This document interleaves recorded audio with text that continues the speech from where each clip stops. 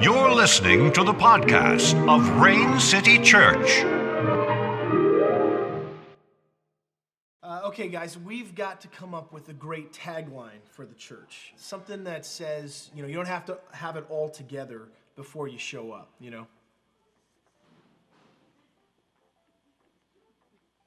What about something like, we won't judge you even if you drink Brett Michaels flavored Diet Snapple? Okay. What about Rain City Church? Everybody's welcome, even if you're a normal person with freakishly small extremities of some sort.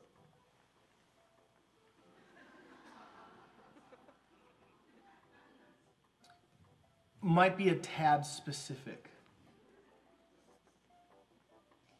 Let's keep working on these. These are good.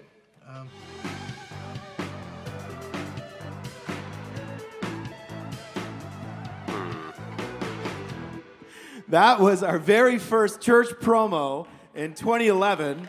Yeah, and based on that church promo, it's amazing. It's literally a miracle that we're still here, guys. Man, how do you guys like the new setup? This is great, huh? Yeah, I love this. Can we just really quick? There were an army of people that put this together we've been talking about this for probably 18 months and trying to figure out how to make it work and does it work the best and all those kind of things. The tech team took it. There were literally 3D renderings of the room with like how we're going to move this and do this, and we added some stage pieces and some different backdrops, things like that. The tech team, the music team, a bunch of the setup and tear down people were here for hours and hours and hours yesterday working out the kinks to make sure that you guys could have a great experience today. So can we thank them this morning for that? It's really funny to see that video, number one, because that just looks like a guy that stress ate a lot while he was planting a church and in the middle of an adoption. Oh, man. Those were some times. And but it is so fun. We are starting our 8th year of ministry here at Rain City Church today, and I am excited. I am sincerely, truly excited about where we're going, where God is calling us, what we're doing together as a community. This is a table that was actually the table in our kitchen when I was growing up. This is the exact table that was in our kitchen when we were growing up. It's interesting because this thing has come with me through, I think, 6 different moves. And we have used it in exactly 0 houses so far. It's not because I don't like it. I love it. If you know anything about me, I love mid-century modern, and I love, the Formica table with the beautiful chrome and all that kind of stuff. We just didn't ever have a place to put it. And so it just kind of comes around with us everywhere we go. We had a garage sale over the weekend, and we put that out just as eye candy to kind of trick people into thinking we might be selling it. We're not. But we're selling the crap that's on the table. So, but it's like it comes out occasionally, makes an appearance, goes back into the garage. And I just thought, that is, I think, a perfect illustration of what it feels like over the last 8 years. Is there's something really cool and really beautiful that's happening here. But sometimes it feels like we have a garage that's getting full of different things that are good things, but we're not sure where to put them sometimes. And so we're not sure what to do with them. And the reason why I thought it was such a perfect illustration with this table is because when I brought this table, even coming in and setting it up this morning, I had like an emotional response to this table. Because there was so much life growing up that happened around this table. When we would have, usually it was lunch, we had a big family, so usually when all of us were together for dinner, we had a much bigger table. But I can still remember where everybody would sit at the table, and that we had kind of a booth thing going in the kitchen, and then there were several chairs. We'd all squeeze in. I remember that we all had colors. There were 5 of us kids growing up, and all of us had a different color of plate and cup and stuff. So basically, which I found out later was just so my mom knew who didn't do their chores, and so. But we all, I was blue, and Jeffrey was green, he sat here, and Joy was red, and John was yellow. And then Joseph, he was the youngest, he was lucky if he ate. And then And I remember, we would do like, on special events, like on your birthday, like you get the red "You Are Special" plate. Anybody ever do that growing up? You know what I'm talking about? And I remember my mom used to tell me too, like as a bribe, like, hey, we'll make you a steak dinner and serve it on the "You Are Special" plate if you stop wetting the bed. And so it coincided with my 12th birthday. So I got it was so special. It was right here. And, there's so many memories. I just remember so much around this table. And then something broke. When I was about 14, 15 years old, my parents divorced. And it was really painful. And nobody sat at the table anymore. Because when people come to the table, it was too painful. It was too hard. It just felt like too much. We just remembered what it was like before, and now it's not like that anymore. And we still remember where everybody would sit, and there was too much pain in an empty chair there. And so we didn't have a lot of kind of big family meals together anymore. And I think that that's probably the way a lot of people, maybe even some of you here, feel about the church. Is that maybe you grew up in the church, maybe you have good memories with the church, maybe there was something positive, but then something broke.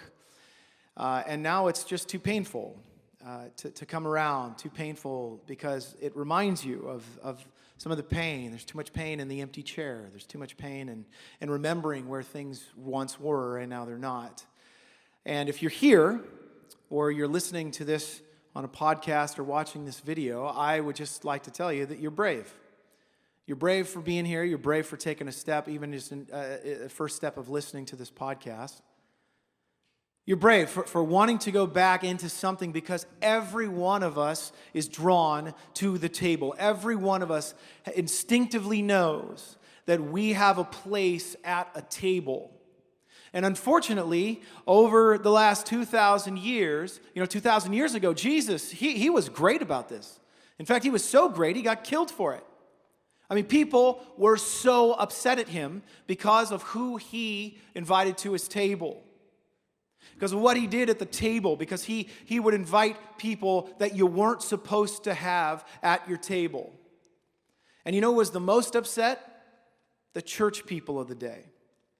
Does that sound familiar to anyone?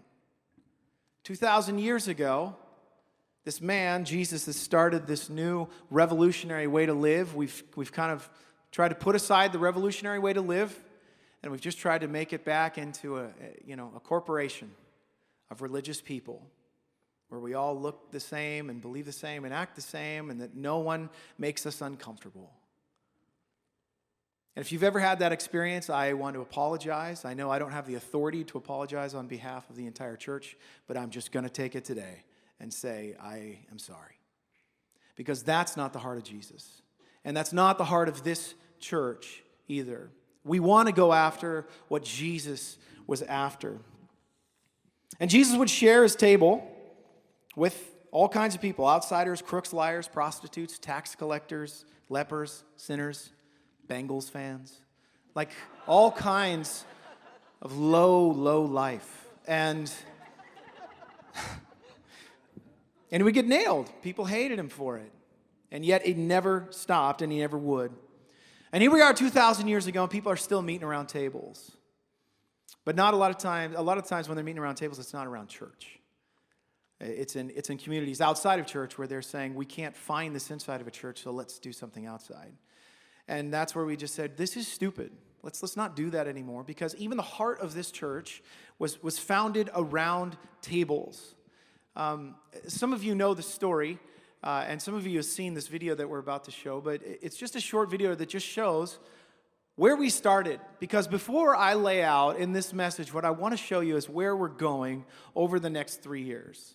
Where I feel like after, literally years and years of prayer and fasting and meeting with the board and the staff and people in the church and just saying, because people ask me, where are we going? What's the vision? And I would say, I'm not sure. What do you think it should be? And which is apparently not what they were looking for. But I always want to hear from people. What do you think? What do you think? And so before I get to lay all of this stuff out, I just want to take just a couple of minutes and remind us again where we started, and just remember why it is so important to remember the table. Watch this.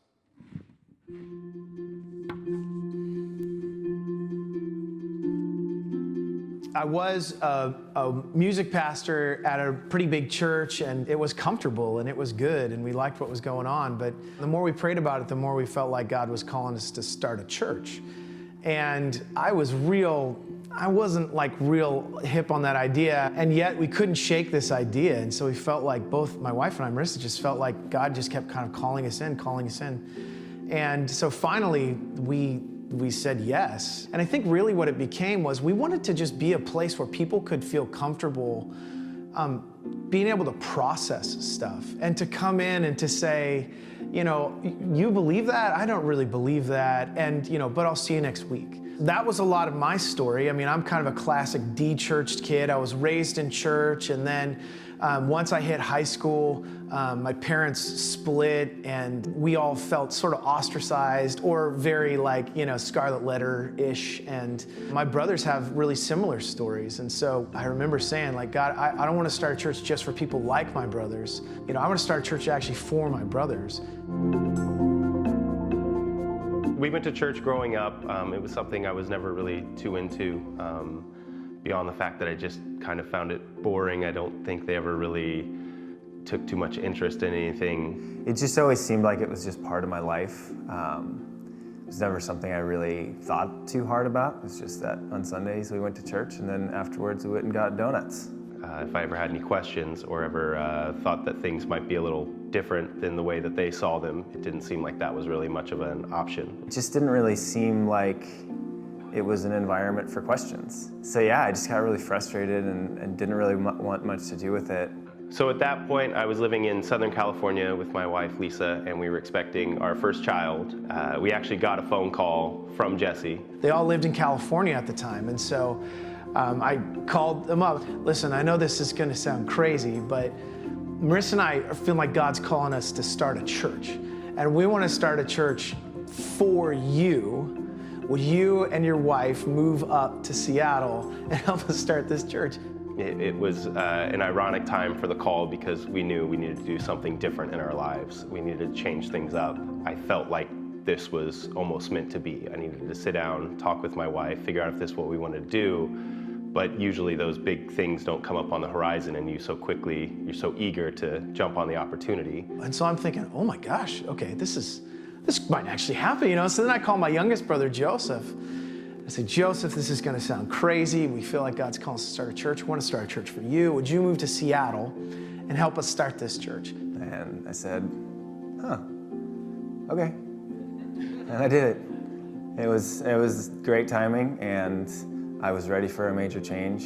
And I was losing my mind that it was like, oh, okay. And I didn't know what to do because I thought for sure they were all going to just slap and say no and like, oh, that's sweet though, From what I recall, I think he was pretty taken aback when I said, okay. Because, the way I remember it too, it wasn't even really like, I really got to mull this over. It was like, okay, yeah, sure, let's do it. And I think he's just like, okay, I'm going to hang up right now then. It was fun. I'm sure he wasn't expecting that at all. So when it came down to it, John and Joseph ended up pulling into Seattle about a month or a month and a half later. And there we all were, right there, right in the middle of the very beginning stages of the church, with these people right in the middle who don't even know if they really believe what we're gonna do. I just remember in that time, that was some of the sweetest times for us, because we would sit out on my patio and we would talk and we would have really honest conversations. I think what was great about the conversations is that we didn't really walk away with all the answers. There were conversations about some hard stuff, and it wasn't like we were unpacking it to well, no, this is the answer. It was like we were unpacking it for the sake of unpacking it. It was very nice to get real answers and real opinions, and also to hear answers of I don't know, and not being 100%. It was great to have a safe space to converse about these really hard things. So that was really kind of from the very beginning at the core DNA of who Rain City Church is. I just never wanted to be a community that was known for who we exclude. I just don't think that's the way Jesus would ever do it.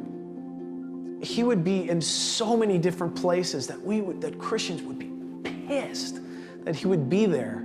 And we would all be floored at this guy that's just out and trying to help people know that they're loved. These people that have been excluded. I never felt like I couldn't question things or come to anybody, especially Jesse, with the questions I did have. And that was one of the first times I've ever felt like I don't have to be that perfect Christian to attend this church. Since I didn't have that pressure on me, that did lead me to do things like get baptized. And it was nice to have a sense of community and family.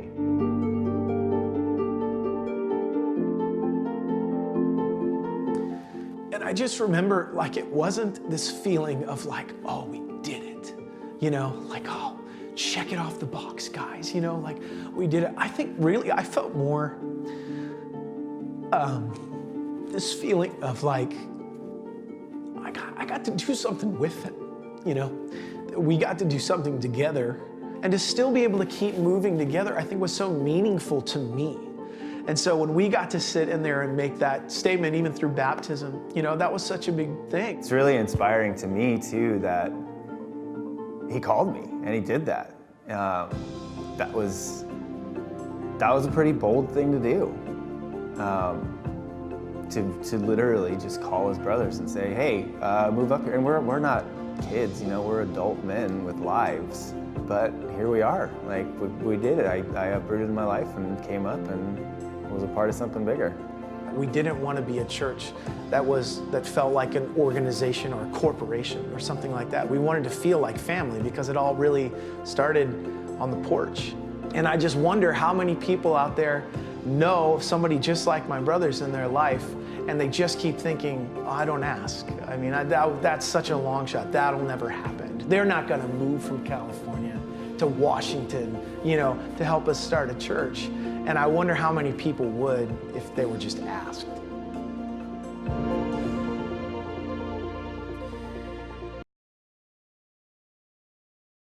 I just happened to be a part of that story. That was just an incredible God story that is happening all around us. And I just want us to be reminded again of the power of the table, of what happens around a table when people actually can just be honest with one another and not feel like they have to be something else.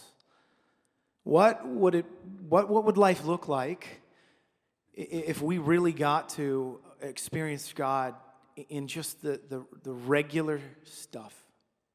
What would life look like for all of us if we just were more aware of God's presence in all of the aspects of our life?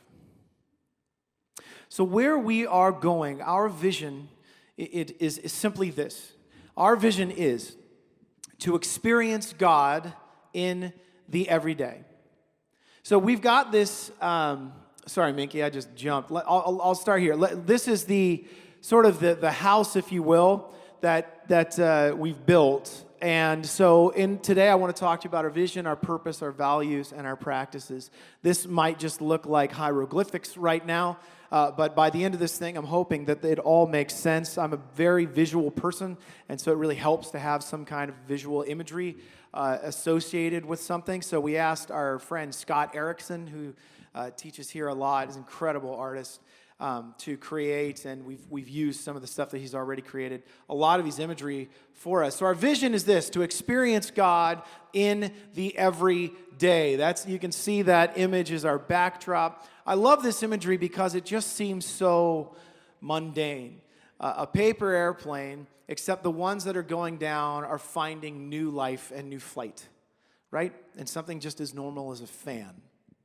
We want to help everyone be able to experience God in the everyday. I think we have just gotten so used to the idea that we need, like we've created some kind of a weird codependency with Sunday services, that's where I'll find out what God wants to show me. And hopefully, yes, that's true. But God also made 6 other days of the week. And he's showing you all kinds of stuff throughout that time. Let's get more in touch with that so that when we come together on Sundays for that gathering, that we get to experience something interesting and beautiful together. This came out of Romans 12. I really love the Message version of this. The Message is a more like a paraphrase version translation of the Bible by a guy named Eugene Peterson, just passed away recently, wonderful guy. Here's what it says. So here's what I want you to do, God helping you. Take your everyday, ordinary life. You're sleeping, you're eating, you're going to work and walking around life, and place it before God as an offering. Embracing what God does for you is the best thing you can do for Him. Experiencing God in the everyday is the best thing that you can do for God. It turns out it's the best thing you can do for you, too. So that is our vision. We want to help anyone and everyone be able to realize how you can experience God more and more and more and more throughout your daily life. I'll explain a little bit more throughout this how we're going to do that. So our purpose then just basically builds on our vision. We exist to help people experience God in the everyday through discovering what it means to be loved by Him, to belong to and build an authentic community, compelling us to become a positive force, achieving our God-given potential. The reason I love this statement, we took, as a staff, man, we poured over every word. It got tedious. It got stupid, honestly, at some points. It was like, is that the right word? Or should it be like, duh? Like, should it be more street? Or should it be like, okay. But we really love kind of where this thing landed, because we believe it answers kind of the 3 main questions that people have about existence. Those questions are, why am I here? Where do I belong? What's my purpose? And so we feel like we boiled it down into the reason why we exist, not just as a church, but just as people. Why God has put us here on earth is to be loved, is to belong, and is to become. That we would know what it means to be loved. A lot of places will start with believe, and I think that word has taken on a connotation now, or an understanding that isn't a biblical connotation. And so we decided I would much rather say be loved, because when you truly know what it is to be loved by God and by others, you can't help but be changed. Where believe, I think, means more like, we've got a really exciting 4-week class coming up so that I can convince you why Adam is a real person. Like, who cares? Like, when you go to work on Tuesday, are you going to sit there and be like, well, I'm really stressed about this report and I'm thinking about day drinking, but can I talk to you about how Adam is a real man? Like, not that stuff isn't important. It's just not the most important. What's the most important? Knowing how incredibly loved you are by God. And I love that be loved, if you just move those words together, that's who you are. You are the beloved. That's what it means. Beloved. Beloved. To belong, that there is a place you can belong. That there is a place that you can bring all your stuff, that you can be you. And you can ask questions. There's a lot of people at this church, you're sitting around right now, who don't believe any of this. Maybe they were dragged here, or maybe they have friends here or a community, but they're really trying to figure out, does a literal God actually exist? And He's calling. Yes. But it doesn't just stop there, because He is wanting us to become something. He wants us to become what He created us to be. And for everyone, that's different. And I think for years in church, it was that everyone sort of should look about the same way. Well, that's not the way it all looks. I mean, read the Bible. These people were completely and totally different. They are unique.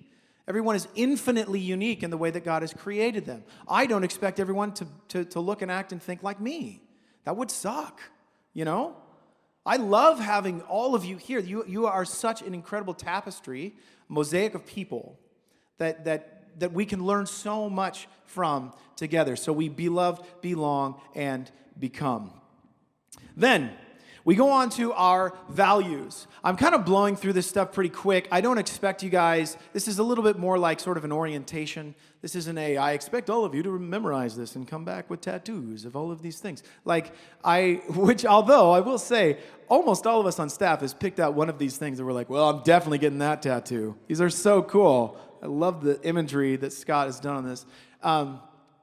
But this is a little bit more like sort of when you go into to a college for the first time, you get the orientation of, oh, that's the building where they study law. They're not going to go through the syllabus of what happens there. They're just sort of showing you this is what happens there first. Over this series, though, we'll dip in a little bit more into each and every one of these. Our values: authenticity, inclusivity, generosity, creativity, and reciprocity. With authenticity, it simply means this: we don't waste our lives trying to live someone else's.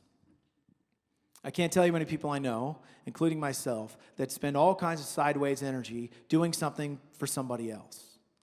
Or because we thought that's what somebody else wanted. Or because we're trying to please someone subconsciously. And that God just keeps drawing us closer and closer to Him and said, I want you to be you. Because I'm proud of you. I love you. I can't wait to see you become more and more of you. The next one is inclusivity. Everybody loves this one. It's the light is brightest when everyone shines. It's inclusivity, diversity. We all love this. We've all grown up, it was such a big thing starting, years and years ago, but we've just gotten bigger and bigger and bigger to where the point it's like almost everybody says this is a value. And I just want to say that everyone is a liar. And here's why. Not because we're not talking about racial diversity or cultural diversity or something like that. We are talking because this makes people so uncomfortable. We are so uncomfortable with this. We want to be this, and I love that we do. Let's keep walking in that direction. But when somebody shows up and they look and act and think differently than we do, we're immediately uncomfortable. And then guess who comes out? Our inner religious person that we're always trying to quiet, that we're always trying to get rid of, right? And then it's suddenly like, well, I know that's not correct, And, and then we're silently, we're sneak texting our spouse or a friend or somebody and like, you'll never guess who I'm sitting next to. It's just, we don't like this. It's very uncomfortable. And that is why we have to keep it at such a high value. Because Jesus sat around a table with people that made other people uncomfortable. And if we want to be like Jesus, we've got to keep that value high. And that means it's going to cost us something. It's going to cost us your comfort. And it turns out Jesus doesn't really give a crap about our comfort. Okay, next one, generosity. We do extravagant things for people who will probably never find out it was us. Our church is so good at this. I know that there are ways that we can get better. We'll talk about this in a few weeks.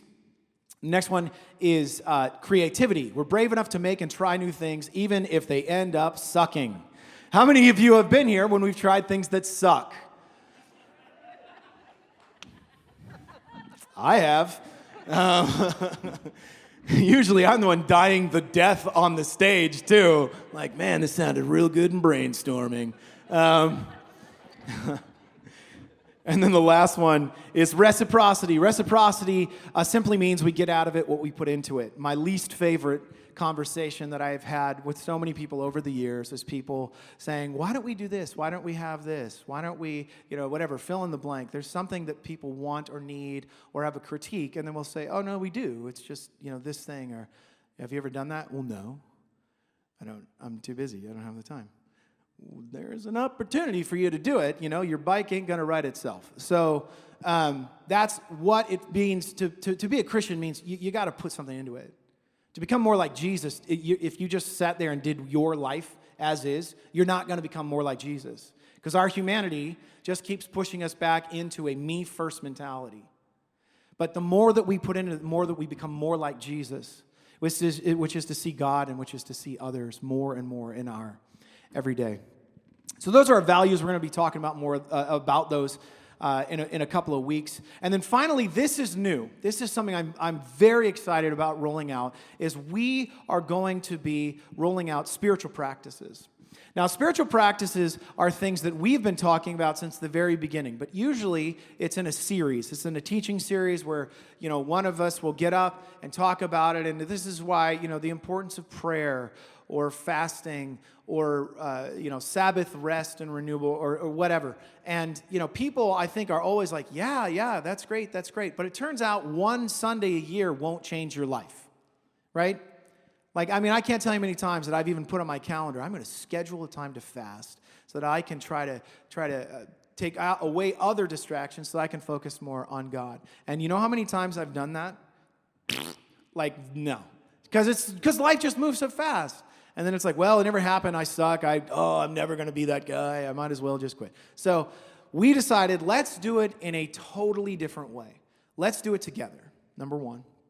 And let's do it on a little bit of a slower pace. So here's what it looks like. These are our spiritual practices. I'll walk you through each of them. The first one is responding, the practice of worship and gratitude. The next is releasing, the practice of accountability and confession. The next is renewing, the practice of Sabbath rest and recreation. The next is investing, the practice of service and generosity. The next one is centering, the practice of silence and prayer. And then finally, enlightening, the practice of Bible study and spiritual knowledge. Now, we're all like, yeah, this is great, that'll look nice on a bookmark in my Bible that I never touch. So we want to see, how does this actually intersect with our actual real lives? So we're going to try to do something over the next 3 years to try to do this together and do it over some time. So here's what it will look like. How do we incorporate that into our daily lives? Is through an annual rhythm. So for 2 months, there's 6 of them, for 2 months of every year, we as an entire church from first grade through adults, all of us will be trying to learn ways to incorporate these spiritual practices and rhythms into our daily life. And I'll show you in a minute kind of some of the ways that we're going to do that. But through December and January, we'll be responding through the season of Advent and the new year, releasing with accountability and confession, renewing in April and May. June and July is investing. August, September, centering.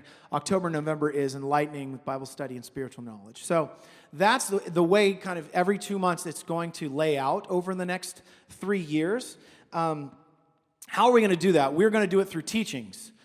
So we've actually asked Scott Erickson, who created all this stuff. He is going to school right now. He's finishing up school as a spiritual mentor. And one of the big things that he's studying is the ways that over the last 2,000 years that people in all kinds of different cultures have learned to take these practices and incorporate them into their daily lives. And so when we start those at the beginning of those 2 months, Scott will be here on a Sunday teaching us and helping us understand ways that we can better incorporate these things into our lives over the next 2 months as we together are looking at how do we make, for example, Sabbath rest and recreation a part of our regular rotation, a regular rhythm, as opposed to getting to the point of burnout and then saying, oh, I probably should rest. How do we make that part of our regular rhythm? The next way that we're going to do that is through the app. And so, I know, I love this picture. Vincent loves it more than anybody. When I grabbed the image off the app, that was the front page. I'm like, I ain't ever changing that. That's the best. Serve day's over, but that will live forever. So through the app, we push the app a lot, and look, we want the app to be actually help to you, not another bother, not another thing that you're thinking, oh, I got to remember to turn that off, or shut those notifications down. So when you choose your notification types, you would choose the spiritual practices, and then 3 or 4 times a week, you'll get a reminder, you'll get a question, you'll get a quote, you'll get a prompt, you'll get an activity, you'll get an invitation to try something different. Something that will help you see how to incorporate that spiritual practice into your daily life. So I'd really encourage you, if you haven't already, download the Rain City app, get off the school Wi-Fi because it blocks all kinds of stuff. But get on the Rain City Church app, and then turn on your notifications, and then we will start, when we start this in October, we'll start rolling these things out together. The next thing that we're going to do is group participation. So these values, these practices, the lighter blue boxes are when groups meet. So we have groups that are going to start meeting in October and November. So as groups, we are going to be working through a book of the Bible. In fact, I'll show you in just a minute. The whole church from first grade up is going to be working through a book of the Bible together. So that'll happen every October and November. February and March, we'll look at releasing. What does that mean with one another? And, accountability and confession, those are some pretty big and scary words. So if, you're new to the group, we're not going to start out and be like, all right, what have you never confessed? John? So, we're not doing that. We're going to figure out ways to kind of ease into that, but we want that to be part of the rhythm. And then investing in June and July, one of the big ways that we're going to do that is looking at ways that we can do serve opportunities together with families as well, so that we can keep the kids involved, so that can be part of them growing up to see that we matter in our communities as well, and that we can go and do things abroad too. We've got trips that are coming up. So that's the way that looks in the group's rhythm. We'll also have an annual silent retreat that'll be every August because we are terrible at silence. And so we want to make that part of it. So in that in that spiritual practice, in that rhythm, we want to be able to try that out. And we've already got them. We got the world's leading person who administrates these silent retreats, and he's going to be with us, and it's going to be... That's the creepiest mime I've ever seen in my life. So I got my mime joke. Let's see. All right. And then this is what I was talking about. Every year, we will be doing together a book of the Bible. In fact, 3 times a year we'll be doing that. But we'll start in October. So from first grade all the way through adults, we are going to be looking at the book of Acts starting in October. We're calling it Unchurched, the birth of a movement, because when you read Acts, I promise you, so much of it you'll be looking at and think, well, that looks nothing like church. Yeah. So we're going to want to look more like that church in Acts did in a lot of ways. And so we will all be on a reading plan together. So wherever we are, it'll be 8 weeks, and wherever you're at, on the reading plan is where we'll be speaking from that Sunday. So it isn't going to be a verse-by-verse thing on Sundays, because I feel like that's just training our people to say, if you really want to know what it means, come on Sunday and the pastor will tell you. When really, there's a wealth of knowledge all around you in these people. There's this amazing new thing called the interwebs that has a lot of information on it. There's all kinds of ways for you to find out what does this mean. Let's wade deeper into it. So we'll be all reading through this together about 3 or 4 times a week. It's not going to be something crazy that if you miss one, you feel like you're totally done. So that'll be happening starting in October 6th. So here's the whole thing again. So bonus points if anybody, just shout them out. But what is our vision? Shout it out. Shout it out. Yeah, that's right. Can we get an interpretation? Experience God in the everyday. Got it. Okay, our purpose is be loved, belong, become. Nice. Okay, our values. Yep. Inclusivity, authenticity, creativity, reciprocity. Nailed it. Okay, our practices. This is tough because we just talked about this, but this is... What? December, January. That's it. The spiritual practice of December, January. You guys are nailing it. Responding, releasing, renewing, investing, centering, enlightening. Okay, got some work to do on the last ones, but this is great. This is where we are headed over the next 3 years. Over the next several weeks here, we're going to just be unpacking this a little bit more because it's a pretty comprehensive thing, and we want everyone to understand how this actually incorporates into your real life, as opposed to, ooh, cool, pretty icons. Like this means something for us as a community, and over the next few weeks, we're going to keep diving into what that means for us together. But right in the center of this, I feel like I don't ever want us to miss, I feel like we finally got the house built. And we've had this whole storage unit full of cool stuff. And now we know where it goes. Now we're placing the furniture. Now we're saying, okay, this goes here, this goes there, this goes there. But I never, ever, ever, ever want us to forget what's right in the middle is the table. The table is still right in the middle of this whole thing. Because if this is built around, you should come and hear this guy teach, or you should come and hear this music, or you should come and hear because they've got a really cool setup or whatever, then this is not a Jesus-centered church. It's a personality-driven church. It's a church built on something that's maybe cool or trendy or whatever. Because I promise you guys, I am not cool. I know that most of you already agree. In fact, when we bought these shirts, I was going to get just a regular tri-blend shirt, and then I shot it to Nikolai and Kelsey and Jake and Lauren, and they're like, oh yeah, no, we'd never wear that. So I was like, okay, tell me what you'd wear. And they picked these. And they were like, you want it a little oversized, and then you roll up the sleeves. And so literally children dressed me today. So thank you. And I thank you because I've actually gotten a few compliments. Wow, you look younger. Well, thank you. I know. I mean, anyway. I never, ever, ever want us to forget, though, what's at the center of this. The center of us is this, let's experience God together in the everyday. Let's experience Jesus every day. There's something that Jesus started 2,000 years ago before he was crucified. It's called the Last Supper. Some people call it the Lord's table. Some people call it communion. And isn't it like the church over the last 2,000 years to take something that Jesus started around a table and made it about something that you can only do on a Sunday? It's got to be blessed.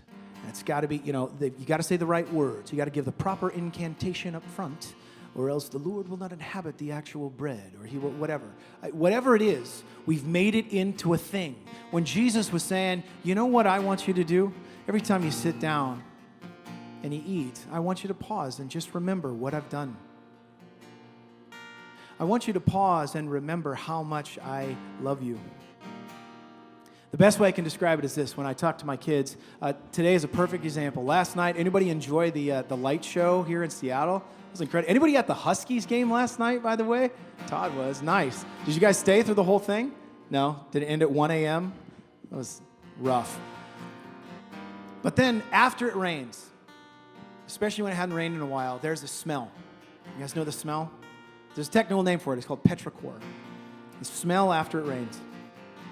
Anytime I walk out with my kids and we smell that smell, I always pause. They roll their eyes now. They know I'm going to say it.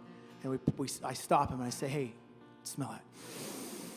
Oh, you smell that? I say, yeah. And I said, what do I want you to think every time you smell that? How much you love us. That's right. Every time we smell it, I stop. I'm that irritating dad who does that one thing. Because there's going to be a time where I'm not going to be around to be able to tell him how much I love him. But you know what will be around? The smell after it rains. And so when Jesus came and he took the bread and he broke it and he said, dip it in the cup. And he said, this bread signifies my body that's broken for you, and this cup signifies my blood that is shed for you. Every time you do that, I want you to pause. Breathe in the life. And I want you to remember how much I love you. We hope you enjoyed this message. For more information and resources, go to RainCityChurch.com. Thanks for listening.